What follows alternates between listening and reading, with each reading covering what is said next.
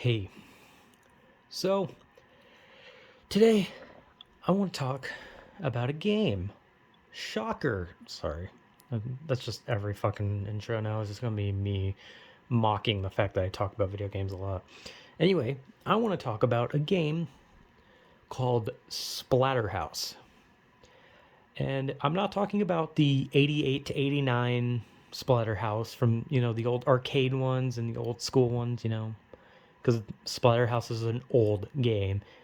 I want to talk about the 2010 Splatterhouse,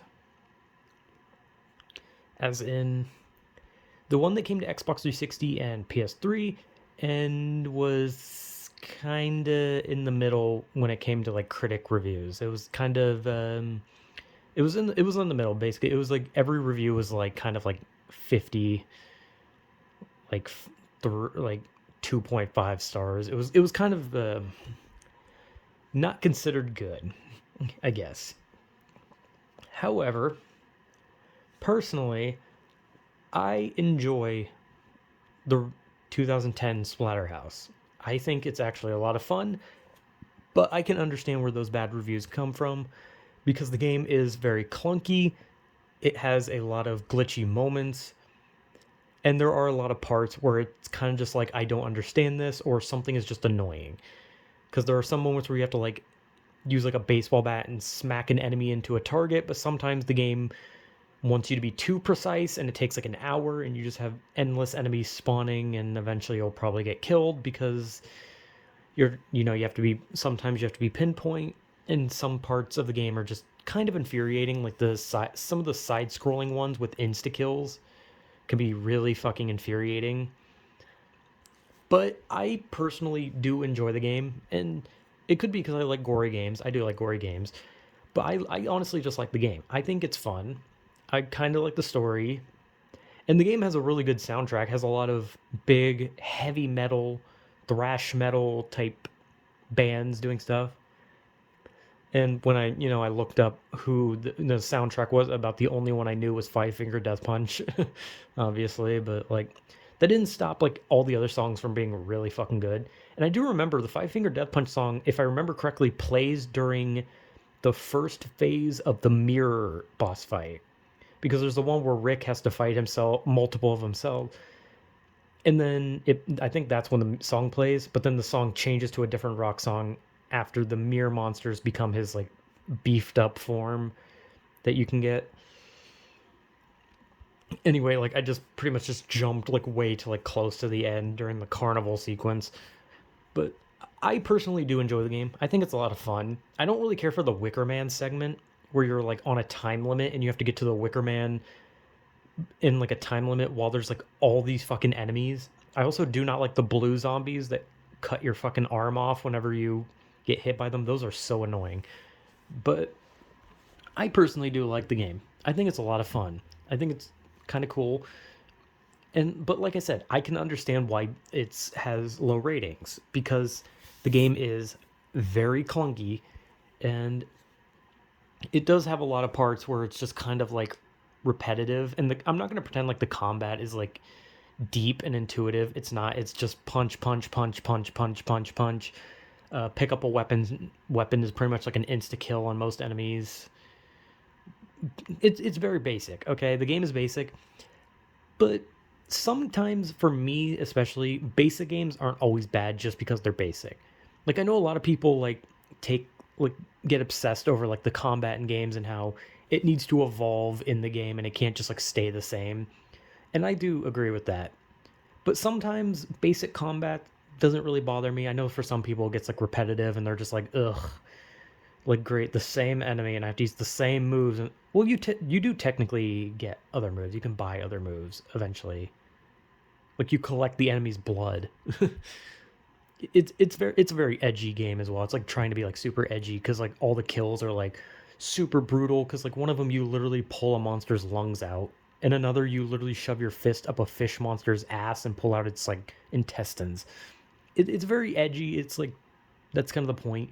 But the original one also was kind of trying to be edgy, but at the same time it came out in like 88 in Japan and 89 in America and other countries.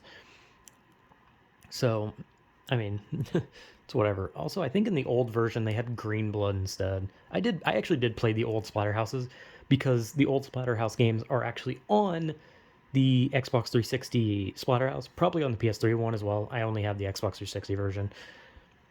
But personally, I enjoy the game. I said personally weird. Personally, I enjoy the game. I think it's fun. It is clunky. It has some infuriating moments.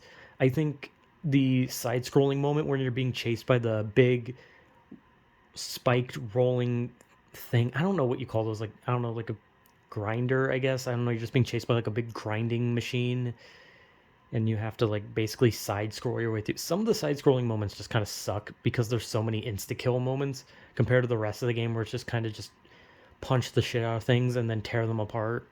You know, rip and tear Doom type thing, except nowhere near as fast paced as Doom. And some of the enemies are just kind of reskins. Like the stronger version of enemies, like there will be like a those little spike guys are like a brownish green, and then like their stronger version is like purple with like red spikes. Like it's basically just kind of just reuses things. And they, I mean, eventually they do have clowns. They have clowns that breathe fire. And I think the carnival one is a really fun part. I think the carnival is interesting. And they do have a mini game thing you can play where it's like a survival wave. But the collectible for the game, like in most games, like a collectible would be like you expect like in the game like this, like, oh, you catch like a demon skull or something and you get like a collection of demon soul skulls that go on like a shelf or something. It's cool, right? No, the collectibles are pictures of your girlfriend, of your character's girlfriend Jennifer, and most of them are her like full ass naked. that that's the collectible, is naked pictures. And I played this game when I was like super young, so I remember when I like first played it and I got like a picture, I was like, holy shit, there's boobs in this game. That's amazing. This is the best game ever. Blood and boobs.